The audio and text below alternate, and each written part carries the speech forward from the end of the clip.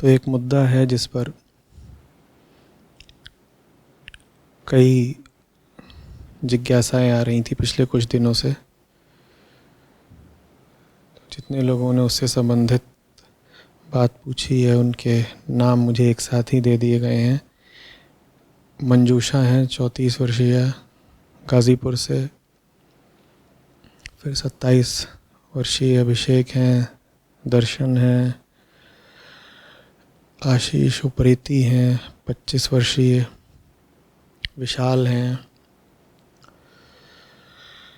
और ये लोग कह रहे हैं कि सर नमस्ते, परिवार से, दोस्तों से और मोटिवेशनल स्पीकर्स से बहुत सारी मोटिवेशनल पंक्तियां सुनी हैं, जैसे कि थिंक बिग, बड़ा सोचो, हिम्मत करने वालों की कभी हार नहीं होती, never give up, winners never quit and quitters never win. अगर तुम किसी चीज़ को दिल से चाहो तो पूरी कायनात उसे तुम्हें दिलाने में जुट जाती है। डरो मत, डर के आगे जीत है, लगे रहो। और इस तरह की 2-4 पंक्तियाँ और भी लिख के भेजी हैं। और फिर कह रहे हैं कि आपको हम सुनते हैं पर आप मोटिवेशन के इतने खिलाफ क्यों प्रतीत होते हैं। कई बार तो ऐसा लगता है जैसे आप डिमोटिवेट ही कर रहे हों।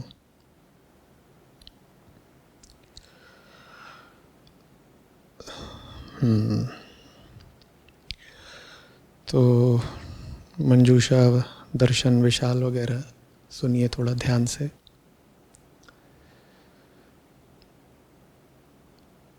मोटिवेशन माने क्या होता है? आपको किसी चीज़ को पाने के लिए प्रेरित किया जा रहा है ना।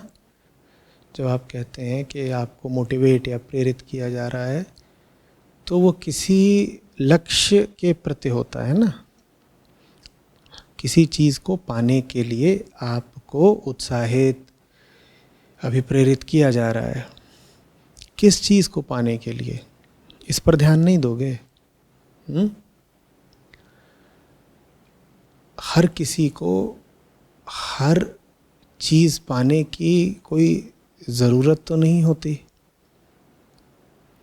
और अगर तुम अपने चारों ओर की दुनिया को देखो या अपने ही जीवन को देखो तो तुम्हें समझ में आएगा, साफ दिखाई देगा कि ज़्यादातर लोग जिन चीज़ों को चाह रहे होते हैं वो चीज़ें उनके लिए ना ज़रूरी होती हैं ना अच्छी होती हैं। और जिन चीज़ों की हमें सबसे ज़्यादा ज़रूरत होती है वाकई, उन चीज़ों के प्रति हम बिल्कुल लापरवाह होते हैं। उन चीज़ों की सार्थकता से, उनकी अनिवार्यता से हम बिल्कुल अनजान होते हैं। ऐसा बहुत दिखाई पड़ेगा ना, गौर से देखना। देखो लोग क्या क्या खरीद रहे होते हैं, ये वो चाह ही रहे हैं ना, उनको लग रहा है कि उनको वो चीज़ चाहिए तो खरीद रहे हैं। पर हम सब जानते हैं कि ज़्यादातर लोग जो चीज़ें खरीदते हैं वो अनावश्यक ही होती हैं। इसी तरीके से अगर तुम किसी की ज़िंदगी को देखो और वहाँ तुमको दिखाई दे कि बहुत खालीपन है, सूनापन है, रिक्तता है कई तरह की, ज्ञान की, समझ की, प्रेम की, विवेक की, तो तुमको दिखाई देगा कि इसको जो चाहिए था वो तो इसने कभी पाने की कोशिश ही नहीं करी। तो फिर ये कर क्या रहा था उम्र भर? निश्चित रूप से ये कुछ ऐसी चीज़ें पाने के लिए भाग रहा था जो बहुत आवश्यक नहीं थी। फिजूल चीज़ पाने के पीछे भागने के कारण ही तो असली चीज़ से आदमी वंचित रह गया होगा ना, क्योंकि समय और ऊर्जा सीमित है। उनको या तो असली चीज़ पाने में लगा लो या व्यर्थ की चीज़ पाने में लगा लो। सबसे पहले हमें स्वीकार करना पड़ेगा कि अधिकांशतः हमें पता ही नहीं होता कि हमारे लिए सबसे ज़्यादा ज़रूरी क्या है। इसीलिए हमारे लक्ष्य ही भटके हुए होते हैं, है ना। साथ चल रहे हो? अब ज़्यादा ज़रूरी क्या है कि हमने जो भी लक्ष्य बना लिया है, किसी भी भ्रम में, किसी भी प्रभाव में आकर हम उस लक्ष्य के पीछे अंधाधुंध दौड़ पड़ें और साथ ही कोई लगा हो जो बार बार हमें बकअप बकअप और तेज़ कर रहा हो, या पहले ज़रा ठहर कर हम ये समझ लें कि कौन सा लक्ष्य पाने लायक है और कौन सा नहीं। भाई, जिस चीज़ के पीछे तुम्हें इतनी ऊर्जा लगानी है, अपना समय लगाना है, अपनी युवावस्था के स्वर्णिम वर्ष लगाने हैं, तुम्हें पता तो होना चाहिए ना कि वो लक्ष्य तुम्हारे लिए कितना उपयुक्त है। ज़्यादातर हमारे लक्ष्य बनते कैसे हैं? किसी के प्रभाव में आकर बनते हैं, अज्ञान में बनते हैं, हमें पता भी नहीं होता हमारे लक्ष्य बन जाते हैं। हम जानते भी नहीं हैं कि हम कौन हैं, हमें चाहिए क्या। हम इधर उधर देखते हैं, किसी ने कुछ सुना दिया, किसी ने बता दिया, कुछ मीडिया में देख लिया, कुछ परिवार में सुन लिया, कुछ समाज का चलन है, कुछ फिल्मी पर्दे से आ गया और लो हमारा भी लक्ष्य तैयार हो गया। ऐसे ही बनते हैं ना लक्ष्य। तुम्हारे लक्ष्यों में गहराई कितनी है? तुमने कितना सोच समझ के, जान के, साधना करके, विचार करके अपना लक्ष्य चुना है? तुम कहोगे नहीं हमारा लक्ष्य तो ठीक है, तो मैं कहूँगा अच्छा चलो एक प्रयोग कर लेते हैं। ये कैसे हो जाता है कि लाखों लोगों का एक ही लक्ष्य है? जब लोग हर तरीके से कहते हैं कि हम तो साहब अलग हैं, अनूठे हैं, विशिष्ट हैं, यूनिक हैं, तो लक्ष्य इतने लोगों का एक ही कैसे बन जाता है? एक बार मैं एक कॉलेज में गया था संस्था के लिए कुछ लोगों को चुनने कि यहाँ पे जा कर के मैं चयन करूँगा, हायरिंग करूँगा। तो अच्छा उच्च कोटि का बिल्कुल कॉलेज था। तो वहाँ बात करूँ लड़कों से, लड़कियों से, करीब करीब सबका मानना यही था कि वो अपने आप में एक अनोखापन, अनूठापन रखते हैं, कि उनमें कुछ खास और विशिष्ट ज़रूर है। फिर मैं उनसे कहूँ भविष्य के अपने सपने बताओ, फिर मैं कहूँ कि अपनी ताकतें बताओ, स्ट्रेंथ्स, फिर मैं उनसे कहूँ कि अपने बारे में कुछ बताओ, फिर मैं उनसे कहूँ कि किस तरह की ज़िंदगी जीना चाहते हो और किस तरह की नौकरी करना चाहते हो, ये सब बताओ। और पाऊँ कि वो अपने भविष्य के बारे में, अपने करियर को लेकर इच्छाओं के बारे में जो कुछ भी बता रहे थे वो 80% साझा था। तो ऐसे करते करते मैंने 40-50 से पूछा, फिर मैं हंस पड़ा। मैंने कहा ऐसा कैसे हो सकता है कि तुम्हारा पूरा बैच एक ही इरादा रखता है, एक ही कंपनी की नौकरी को अपनी ड्रीम जॉब कह रहा है, एक ही तरह का भविष्य बनाने को आतुर है, एक ही तरह के जीवन को गुड लाइफ मानता है, और उसके बाद भी तुम सब दावा कर रहे हो कि तुम सब अलग, अनूठे और यूनिक हो। कहाँ, कौन सी यूनिकनेस भाई? तुम सब तो एक दूसरे की नकल हो, कॉपीज हो। और इससे ये पता चलता है कि तुम सभी का जो लक्ष्य है वो तुम में से एक का भी नहीं है। तुम सबने एक दूसरे की नकल नहीं करी है, शायद तुम सबने किन्हीं बहुत बड़ी ताकतों की, इस पूरे माहौल की ही नकल उतार ली है। वहीं से तुम सबके ये साझे लक्ष्य, साझी धारणाएं, साझी जीवन दृष्टि आ रही है। तुम में कोई मौलिकता, कोई ओरिजिनलिटी है ही नहीं। इसीलिए तो तुम सब एक तरह का जीवन जीना चाहते हो। तुमसे पूछता हूँ अगले 10 साल में तुम क्या कर रहे होगे, जो बात तुम में से एक नौजवान बता रहा होता है, करीब करीब वही बात अगली से भी मुझे सुनने को मिल जाती है। तो तुम में कहाँ कोई मौलिकता है, कोई अनूठापन है? तुम्हारा निजी तो कुछ है भी नहीं। तुम्हारा जो कुछ है वो बिल्कुल सामाजिक है, सार्वजनिक है, सबके साथ साझा है। जैसे कि तुम्हारे पास अपना कोई मन ही ना हो। अध्यात्म की भाषा में इसे कहते हैं जैसे तुम्हारे पास आत्मा ना हो। अब ये तो तुम्हारे लक्ष्य हैं, ऐसे तो तुम्हारे लक्ष्य बनते हैं कि जो पड़ोस के भैया जी ने करा वही तुमको भी करना है, जो फिल्मी स्क्रीन के पर्दे का नायक कर रहा है वही तुम्हारा भी लक्ष्य बन गया। जैसे कपड़े कोई तारिका या अभिनेत्री या मॉडल पहन रही है, उससे मिलते जुलते कपड़े पहनने की तुम्हारी भी इच्छा जग गई, ऐसे तो तुम्हारे लक्ष्य बनते हैं।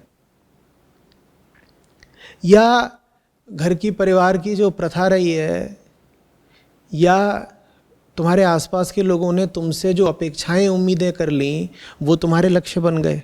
इसमें तुम कहाँ हो? अब जरा विचार करो, एक युवक है, उसने अपना लक्ष्य ही बिल्कुल अनुचित बना रखा है, ऐसा लक्ष्य बना रखा है जो होना ही नहीं चाहिए,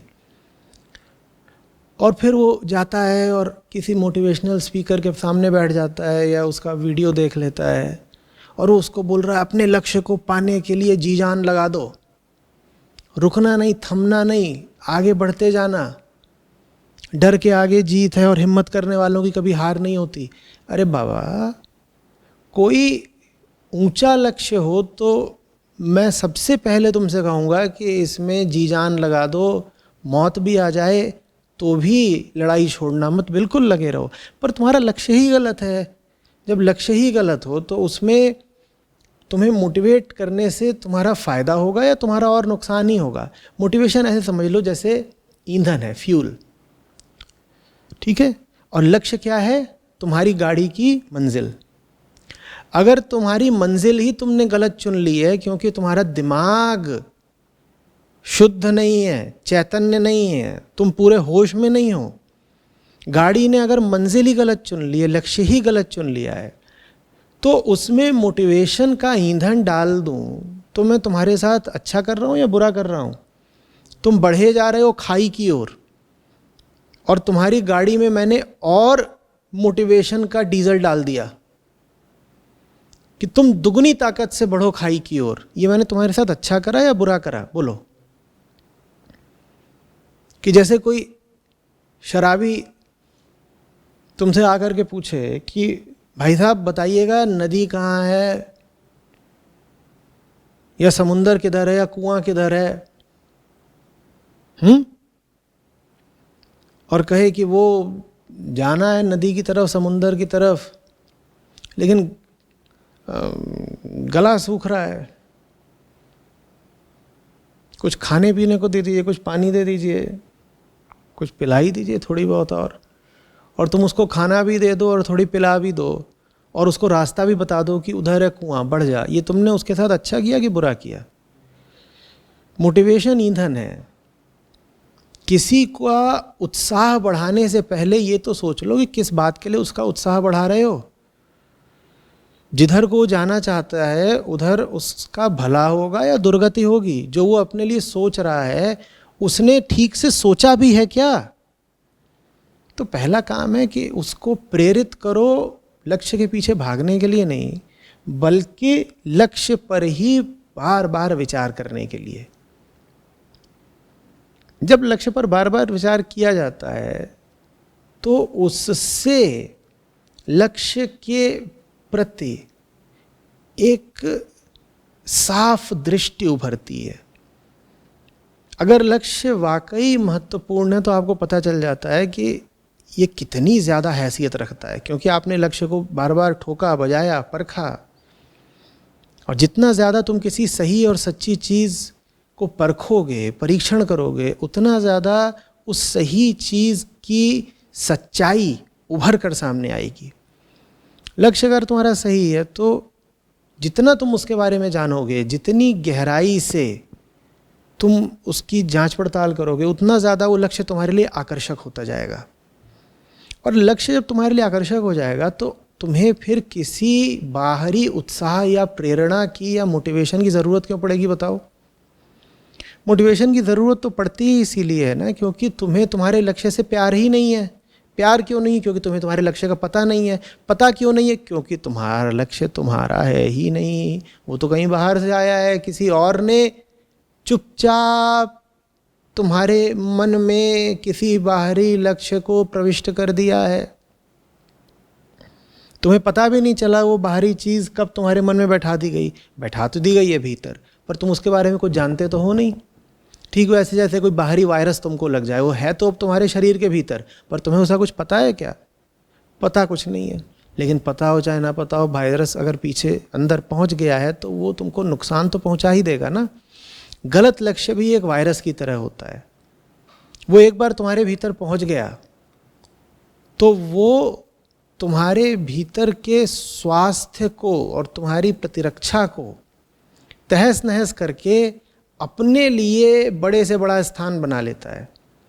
वो तुम्हारे पूरे शरीर को, तुम्हारी पूरी व्यवस्था को एक भोग्य पदार्थ के रूप में देखता है, एक होस्ट के रूप में देखता है। वो तुम्हारा शोषण करता है तुम्हारे भीतर पहुंच के। ऐसा होता है गलत लक्ष्य। सही लक्ष्य मैं कह रहा हूं सही होता ही इसीलिए है क्योंकि तुम्हें उसके बारे में पूर्ण स्पष्टता होती है। वो पूर्ण स्पष्टता अपने आप में बहुत बड़ा मोटिवेशन होती है। उसके बाद तुम्हें किसी और मोटिवेशन की ज़रूरत ही नहीं रह जाती।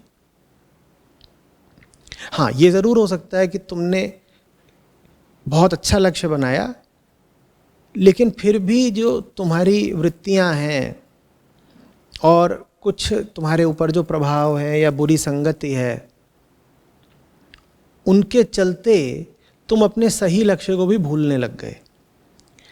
तब तुमको पुनः स्मरण कराना पड़ता है कि देखो तुम्हारा लक्ष्य बहुत महत्वपूर्ण है, उसे भूल मत जाना।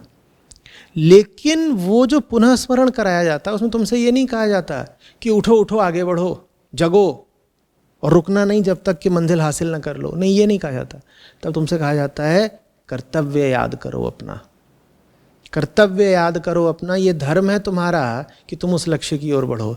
जानते हो, मोटिवेशन का ऊंचे से ऊंचा ग्रंथ आज तक कौन सा हुआ है?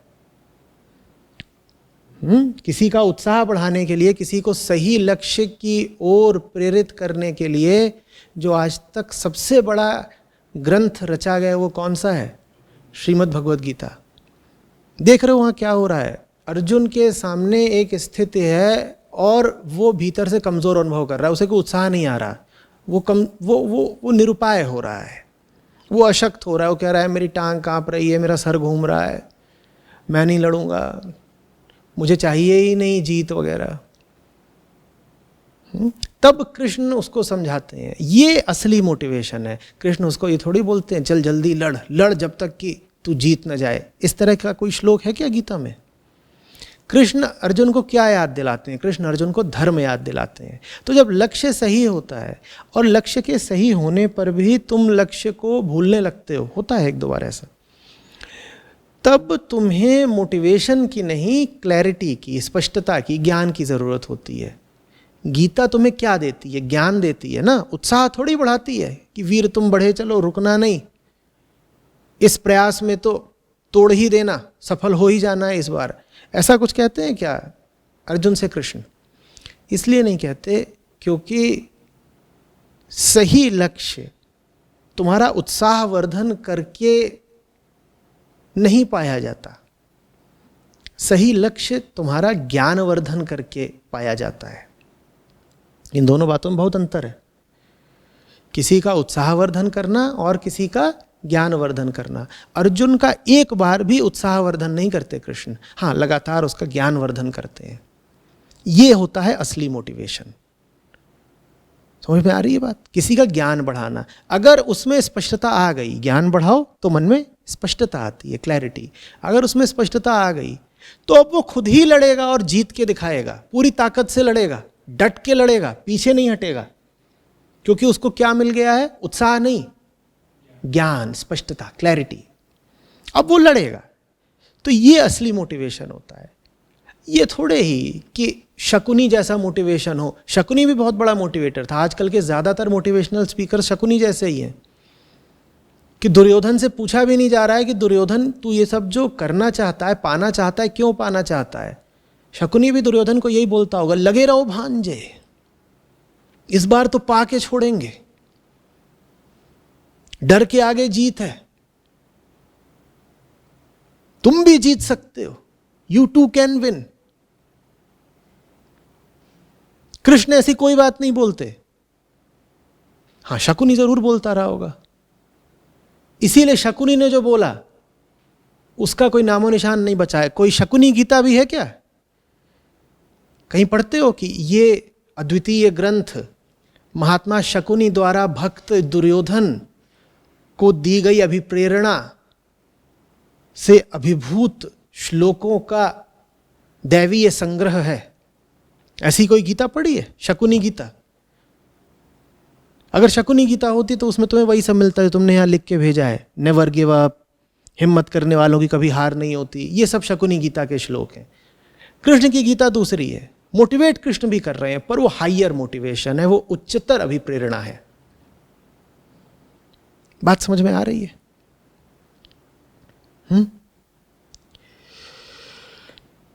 जब लक्ष्य गलत होता है तब क्या होता है, उसकी एक दो निशानियां बताई दे रहा हूं।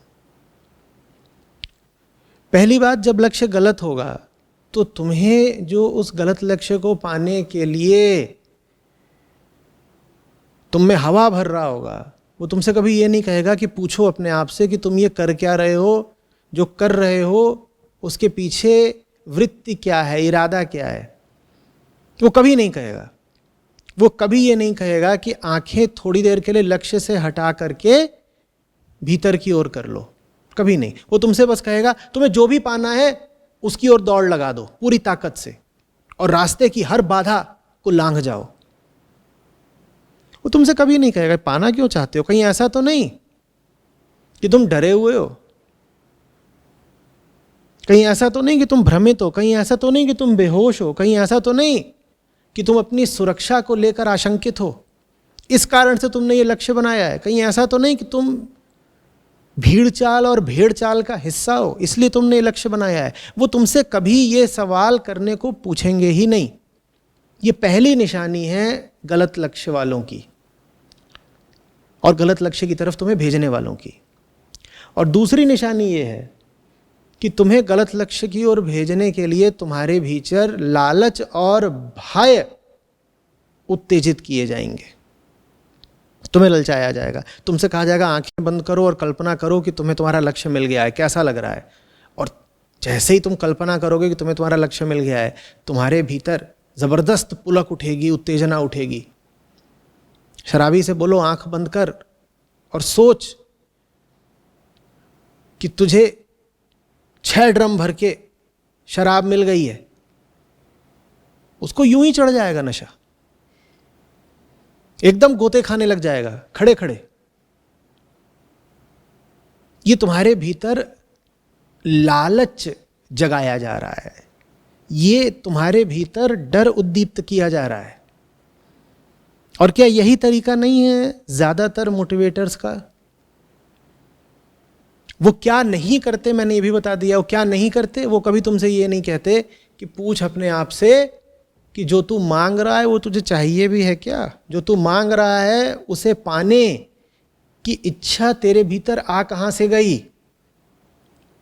वो कभी नहीं कहेंगे कि अंतर्गमन करो, अपने आप से भी तो कुछ सवाल करो, आंखें जरा भीतर की ओर भी तो मोड़ो। वो कभी नहीं कहेंगे। और वो क्या निश्चित रूप से कहेंगे? वो कहेंगे देखो वो जो लक्ष्य है तुम्हारा वो कितना आकर्षक है, और उसे पा करके क्या मजेदार अनुभव होंगे, क्या सुख की प्राप्ति होगी। उन सुखों का स्मरण करो और आगे बढ़ते रहो, आगे बढ़ते रहो, आगे बढ़ते रहो। तो मैंने गलत लक्ष्य और गलत तरह के मोटिवेशन की 2 निशानियां बता दी, और सही लक्ष्य की भी निशानी बता दी। सही लक्ष्य की पहली निशानी वो तुम्हारी स्पष्टता, क्लैरिटी से आता है, वो तुम पर पड़े हुए बाहरी प्रभावों से नहीं आता। ये पहली निशानी है सही लक्ष्य की। और चूंकि वो तुम पर पड़े प्रभावों की बजाय तुम्हारी स्पष्टता से आता है, इसीलिए वो बड़ा आकर्षक हो जाता है, तुम्हें प्रेम हो जाता है उस लक्ष्य से। तुम जान गंवाने को तैयार हो जाते हो, पर तुम कहते हो ये चीज़ तो ऐसी है कि पाए बिना जीने से लाभ क्या। तो तुम स्वतः ही उस लक्ष्य की ओर बढ़ना चाहते हो। ये पहली बात सही लक्ष्य के बारे में।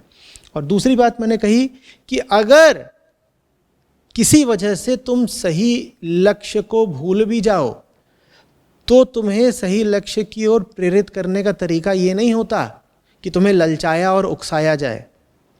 सही लक्ष्य की ओर प्रेरित करने का तरीका होता है कि तुम में ज्ञान जागृत किया जाए, जैसे कि श्री कृष्ण ने गीता में अर्जुन का ज्ञान जागृत किया था। आ रही बात समझ में? अंधाधुंध मोटिवेशन सिर्फ अंधी कामना भोग पूरा करने का व्यापार है। भारत में इस तरह की कभी कोई मिसाल या प्रथा देखने को भी नहीं मिलती। ये तो बाजारवाद, भोगवाद, औद्योगिकरण, इन सब का नतीजा है कि मोटिवेशन अपने आप में एक बड़ा क्षेत्र बन गया है और मोटिवेशनल स्पीकर्स की बड़ी मांग रहती है। क्योंकि भाई जब इतने तुमने दुनिया में सामान तैयार कर दिए, वस्तुएं तैयार कर दी भोगने के लिए, तो लोगों में उन वस्तुओं को भोगने की इच्छा भी तो तैयार करनी पड़ेगी ना। तुम और भोगो, तुम और भोगो, तुम्हारे भीतर इसी इच्छा की आग को भड़काने का नाम मोटिवेशन है। चलो पाओ, अपनी कामनाओं की पूर्ति करो, चलो आगे बढ़ो, रुको मत, और पाओ, कामनाओं की पूर्ति करो। इसी बेवजह फिजूल और अति घातक अग्नि को जो प्रज्वलित करते रहे अधिकांशतः वही हैं सब मोटिवेशनल स्पीकर्स। इनकी निशानी बता दी। पहली बात, ये नहीं पूछते कि तुम कौन हो और तुम्हारे अस्तित्व के लिए, तुम्हारे जीवन के लिए कौन सी चीज वाकई आवश्यक या अनिवार्य है। और दूसरी बात, ये जिन उपायों का प्रयोग करते हैं उनमें लालच और भय प्रमुख हैं। इसलिए मैं इस व्यर्थ मोटिवेशन के विरुद्ध काफ़ी बातें बोलता हूँ। मैं बिल्कुल ये नहीं चाहता हूँ कि सही लक्ष्य के प्रति भी तुम में उमंग, उत्साह, ऊर्जा, प्रेरणा न हो। मेरा तो सारा काम ही यही है कि हर व्यक्ति अपने आप को जाने, अपने लक्ष्य को जाने और सही लक्ष्य को जानने के बाद अपना सर्वस्व उसी लक्ष्य की प्राप्ति और सेवा में न्यौछावर कर दे। तो एक तरीके से मैं भी दिन रात मोटिवेट ही करता हूँ, पर मेरा तरीका ज़रा गीता वाला है। मुझे मालूम है कि लक्ष्य अगर सही है तो तुम्हें उत्साह नहीं, ज्ञान चाहिए। और ज्ञान तुम्हारे भीतर जितनी ताकत का संचार कर सकता है, उत्साह उतनी ताकत का संचार कभी नहीं कर सकता। ये बात तुम भली भांति जानते हो, नहीं? क्योंकि ज्ञान भीतर जाकर के बिल्कुल तुम्हारा हो जाता है और बाहर से किसी ने तुम्हें उत्साह दिया है, वो तो ऐसा ही है जैसे किसी गाड़ी को बाहर से धक्का दे दिया गया हो। कितनी देर तक और कितनी दूर तक चलेगी बाहर के धक्के से तुम्हारी गाड़ी? ज्ञान ऐसा है जैसे गाड़ी के इंजन की सफाई करके उसको स्टार्ट कर दिया गया हो। वो गाड़ी के अंदर की बात है, अब गाड़ी दूर तक जाएगी। क्या तुम गौर नहीं करते कि जब तुमको मोटिवेट किया जाता है उसके कुछ दिनों तक तो तुम बड़ी ऊर्जा में रहते हो, बड़े तने हुए रहते हो, और कुछ दिन बीते नहीं कि फिर से लुंज पुंज और शिथिल पड़ जाते हो। ये देखा नहीं है क्या तुमने? बाहर से तुम्हें जो चाबी लगाई जाती है उससे तुम्हारा खिलौना कितने दिनों तक चल लेता है? बोलो। बस जितनी चाबी भरी गई उतनी देर तक तुम चल लेते हो और फिर तुम पाते हो कि फिर निरुत्साह हो गए। और जब तुम निरुत्साह हो जाते हो तो फिर से तुम्हें किसी मोटिवेशनल डोज की ज़रूरत पड़ती है। फिर तुम पहुंच जाते हो कि अब भीतर से फिर से कोई उत्साह उमंग नहीं आ रहा, चलिए हमसे कुछ ऊंची बातें बोलिए जिससे हमें ज़रा जोश आए। हमें चाबी भरिए, हमें किक लगाइए जिससे हमारा स्कूटर स्टार्ट हो जाए।